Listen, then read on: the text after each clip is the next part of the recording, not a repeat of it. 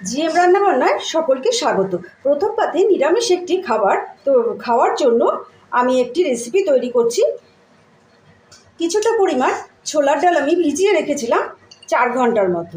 সামান্য একটু হলুদ দিয়ে দিলাম, একটু হিং দিয়ে দিলাম, হিঙের গন্ধটা কিন্তু খুব ভালো লাগবে। দিয়ে দিলাম আদা পেস্ট, লবণ আর একটা কাঁচা লঙ্কাকে ভেঙে দিয়ে দিলাম। এটাকে এখন পেস্ট করে নিয়ে আসবো।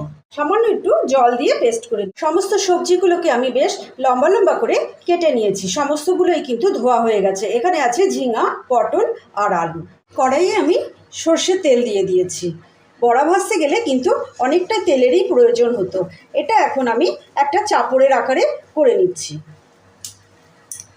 চাপড়টা উল্টে পাল্টে লাল করে ভাজা করে নিলাম। এবার আমি নামিয়ে ফেলবো। কড়াইয়ে সামান্য তেল দিয়ে দিয়েছি, সর্ষের তেল।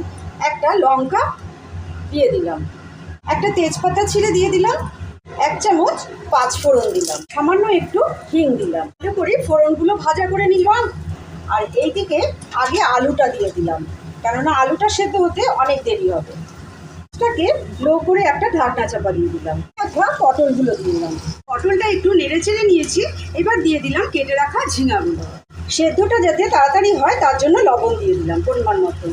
রঙের জন্য হলুদ ব্যবহার করলাম।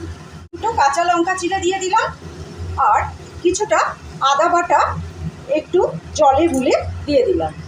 ঢাকনা চেপে এটাকে একটু সেদ্ধ হতে দেব। অর্ধেকটা টমেটো কুচি করে রেখেছিলাম, ওটাকে দিয়ে দিলাম। আমাদের সমস্ত সবজিগুলো সেদ্ধ হয়ে গেছে।